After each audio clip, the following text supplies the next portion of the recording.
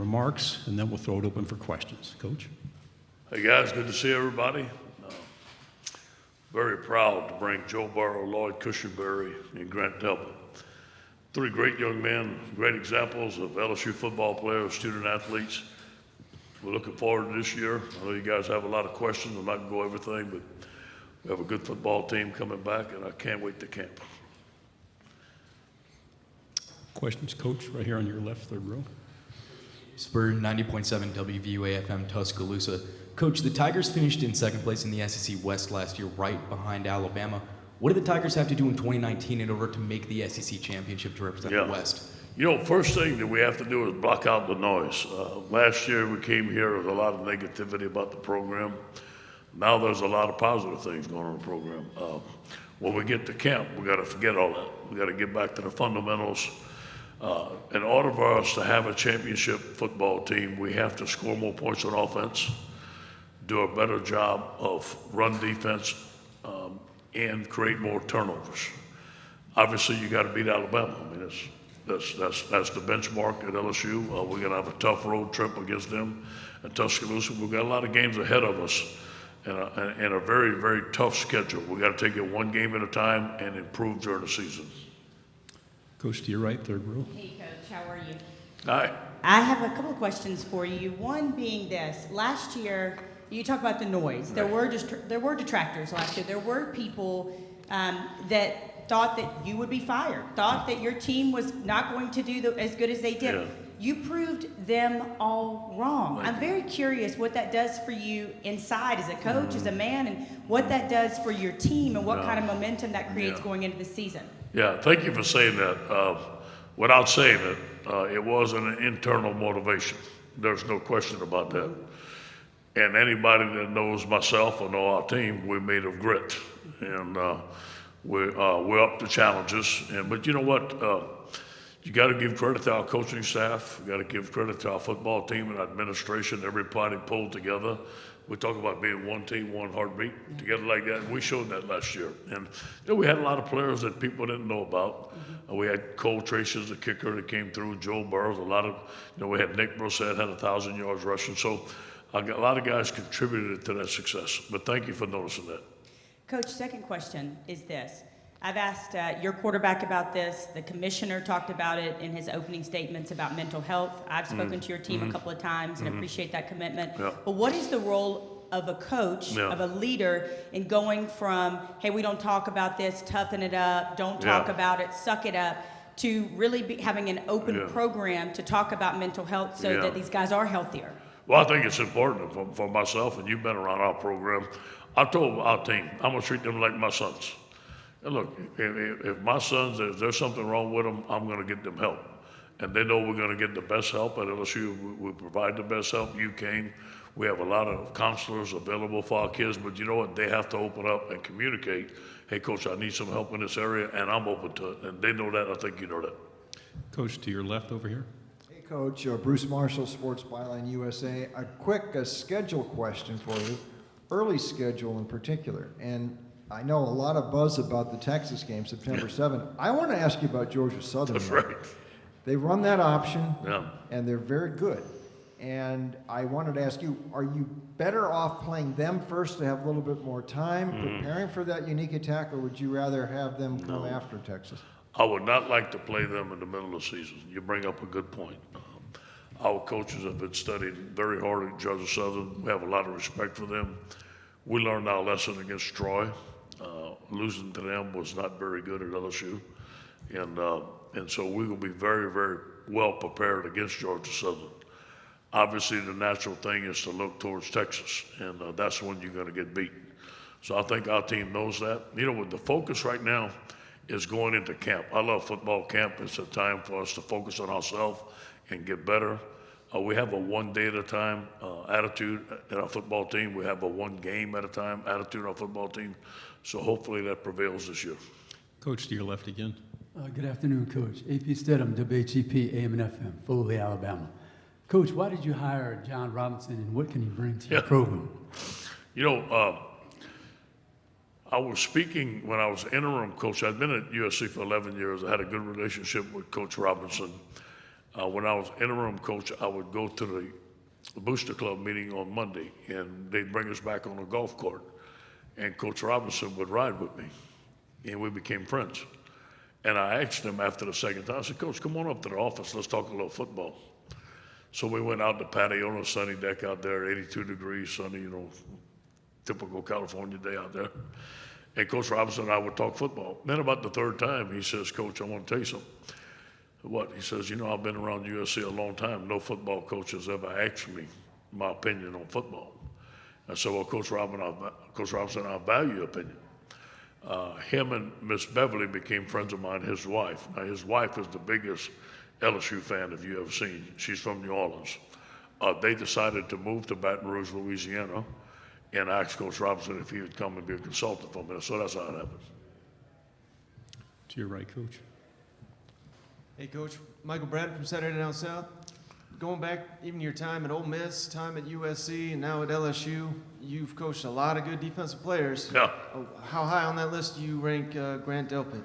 Grant is, I believe Grant is the best defensive player coming back in college football this year.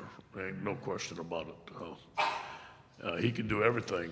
We needed him in the post against Ole Miss. He got the interception for us. We needed him to get pressure against Ole Miss. We sent him. He got sacks. He is tall. He's smart. He's a great young man.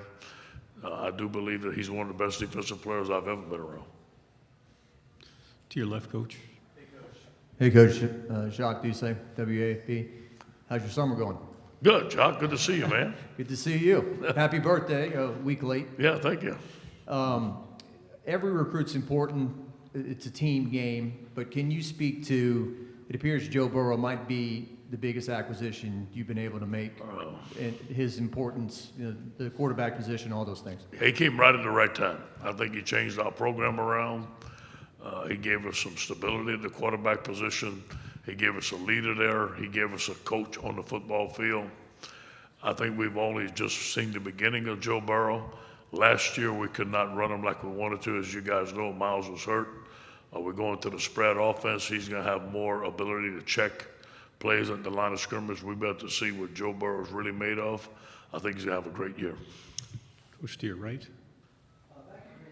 Is there a player you would compare him to, A? And then, B, are you ever caught off guard by the plays he makes, or are you just used to his superhuman abilities? Let me tell you something. That play he made against Georgia on the field goal, he was going to block the field goal. He felt the tight end release.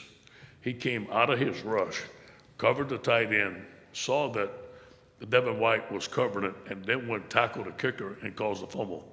That's one of the best plays. He has the highest awareness level that I've ever been around a football player. He reminds me a lot of Troy Polamalu. Troy could do that stuff. Troy could rush. Troy could cover. Grant's taller and has a little bit more range than Troy, but he's a lot like Troy. Coach, to your left, third row. Coach, you've been in some big-time environments. You coached at Ole Miss. You've been at USC. Just talk about the difference, being at LSU, Death Valley, Saturday night, what that means to you. Yeah, to me, it's the epitome of college football because I'm from Louisiana. I mean, that's what I always wanted to be, and to be born in South Louisiana to represent the great state of Louisiana is a privilege and an honor. But I also understand the expectations of LSU to win championships. And when you line up and play the schedule that we play, and you play the teams that we play in the SEC, and then the LSU-Alabama game. I mean, I don't know if you could ask for a better atmosphere. It's a heavyweight fight. Every time it is, the atmosphere is unbelievable. So to be in those type of games is what you want as a football coach. You invite that type of competition. Coach, over here to your right. Ed, two questions, if I may. Would you like to de-emphasize the Alabama game and not have it be the end-all that a lot of fans have made it be on your schedule? Not at all. I think that it's a great tradition. It's the benchmark. Obviously, Texas A&M is going to be a big game for us. We know that. Auburn's going to be a big game. Florida's going to be a big game. But you know what? Everybody has their rival team. And look, I don't talk about Alabama every day. I mean, I'm going to talk about Alabama during Alabama week. And then I think that you've seen our team. It's not the end all. I will say that. Because you've seen our team bounce back after Alabama losses. We've gone on and beat Arkansas every year, and we finished very strong. So we're taking one game at a time, but obviously It's an elite football team. It's an elite rivalry. I love the emphasis. To your left, Coach. Hey, Coach, I got to ask you this. I'm a Redskins fan, and Darius Geis, Yeah. really sad last year, hurting himself in that first Yeah. game. Have you talked to him? Is he ready to go? He's ready to go. He's a firecracker. Y'all got y'all a good player, man, a good young man. I think he's going to have a great career for you. To your right, Coach. Coach Matt Trent, WBRZ in Baton Rouge. You kind of touched on it a little bit before, but you've said earlier that this is the best secondary that you've been around, and you've Yeah. been around some really big names, Yeah. defensive backs, safeties. Why collectively is this one the best? I think because of the four guys that are playing. I think that I've been around some singular guys that, may have been as good or better, but I think collectively you look at Grant Delpit, you look at Christian Fulton, who's the top-rated cornerback coming back in the league. You look at Derek Stingley, who was the #1 player in the country. Derek could have started. He came practice us for a week. He could have started for us at the bowl. He's that good. And then you look at Jacoby Stevens, who's a 5-star out of Tennessee, a tremendous football player. You look at Todd Harris, you look at Marcel Brooks, backing those guys up. You got Cordell Flott, you got Jay Ward, you got Kelvin Joseph. I mean, we just have a lot of depth at that position, and those guys know how to play, and they're well coached by Bill Bush and Corey Raymond. I think that those guys are going to be a force for us this year. Again, over here on your right, Coach. Coach, you briefly mentioned that Texas A&M game. What did that game and the way it ended last year and how crazy it was do to add fuel to that rivalry? Well, I think it added a bunch. I think that, obviously I'm not going to talk about the things that happened. We all know what happened. But, both teams fought. I mean, for 7 years, I give them credit. They fought. Give our team credit. We fought. I think that it adds to the rivalry. It's a team that is going to be at the end of the game. At the end of the year, it should mean a lot. They're coming to Baton Rouge. Let's see what happens. Steve Schneider. Hey, Coach. Steve Schneider, WAFB Baton Rouge. You touched on it. Joe was the right guy at the right time. He just seemed so comfortable in his role with your team. And you knew a lot of what you were getting, but is there something that maybe surprised you, a positive thing that you didn't see coming, and he got here and you've seen it? I knew he was tough, and some guys talk about tough, and they're not that darn tough. But he don't say a darn thing, and he's tough as a linebacker. He reminds me a lot of Bobby Hebert. Bobby was a teammate of mine. Bobby had all those intangibles, was tough, could take a hit. Joe's like that. And Joe is that type of player. Joe, when he speaks, everybody listens because of the way he works. And I told somebody a little bit earlier, we had a recruiting weekend. Now, we couldn't go, but they asked if the recruits could go see our players practice on Saturday morning, 10 o'clock. I said, sure, they can go, but we don't have a practice. They said, oh, yeah. Joe got the whole team to volunteer to practice on Saturday morning at 10 o'clock. Now, I've never been a part of that. So his leadership skills are unbelievable. Coach in the middle. Coach, did you decide to change the offense after the Alabama game, or you had made that decision earlier? That has something to do with it, obviously. But that decision has been weighing on my mind. I wanted to go to it. I wanted to get to it. It was a process. The roster wouldn't let us get to it. My staff wouldn't let me get to it. I didn't have the staff equipped well enough to get to the spread. When we brought in the Saints last summer, and Joe got up and made his presentation, I wasn't in there for the whole presentation. And he presented the RPOs to the defense, and I asked the coaching staff to say the guy was tremendous. Greg McMahon is a good friend of mine, and Pete Carmichael, Sean Payton, those guys raved about Joe Brady. And that's when I knew I wanted to hire him. But we wanted to go to the spread. I eventually wanted to get to it. But you know what, Ed? We still want to run the football. We got to be 50-50. We got to be strong. We got to have a power game. But we will run the spread. And Joe Brady is a big reason why we run it. To your left, third row. AJ Spur, 90.7 FM, Tuscaloosa. Coach, you touched on this great secondary that you're going to have this season. The SEC is also full of amazing quarterbacks. Yeah. Can you speak on some of the quarterbacks, maybe even in the SEC West, that you'll be facing more often? Tua's release is unbelievable. The RPOs that we run, obviously, with the athletes around him, fits what he can do. He can scramble. He's tough. He was playing on 2 hurt knees or 1 hurt knee, whatever. His awareness level is very high, so he's a very good quarterback. But we face good quarterbacks, and Texas's quarterback is a phenomenal quarterback. I mean, he's hard to tackle. So we're going to face great quarterbacks every week. But that's part about being in the SEC. You're going to face the best. Time for 2 questions. First is right here. Yeah, so how has Joe Burrow adapted to this new offensive scheme that you'll be running this next year? And how do you think it's going to work better than the system that you were running last year? Well, this is the system that Joe's used to. And so he fits into, the quarterback runs, the checks in the line of scrimmage. This is the stuff that he ran at Ohio State. He was very, very quick to learn it. Loved it. I think he's going to do well. What was your second question? How do you expect for this offense to work better than the offense you've been running in the past? We need to use the talent that we have on our offense. We need to give the players the football that can make plays in space and let them go. And I think the more that you spread the field, the more that you get one-on-ones with our wide receivers, the shorter throws that we can make. We had protection problems last year. I think the shorter throws we can make, the quicker throws we can make, give it to our players in space and let them make plays and give the ball to our running backs. I think we're going to have some great running backs that can be able to run the football and also have some quarterback runs. The one thing I like about Steve Ensminger's offense is the deep ball. Steve always wants to take shots. We need to carry 8 shots into want to throw 8 shots a game. I think that's always going to be our presence at LSU. Right here in the front. And Coach, talk about Caleb on Chase on. Yeah. What can he mean to your defense? I know it was a huge loss last year to Miami. And second question, I know player development and the way you've put together your organization is very important. What has Connor Neighbors meant to your program? Well, let me start with Connor Neighbors. He's a champ, man. The first time he comes out there, I said, who is this guy?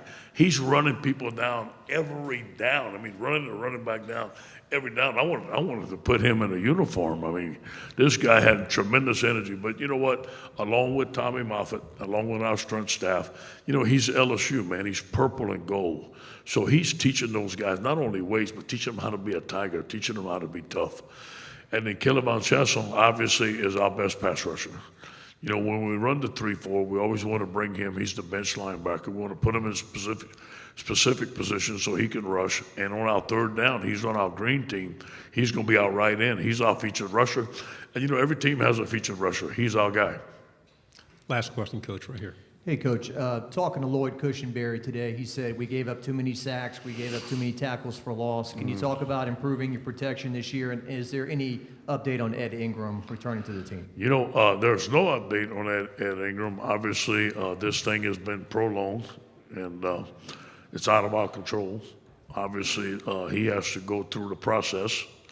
And once he goes through a process, if he's cleared, he'll be back on the football team. So I don't know when that's going to be.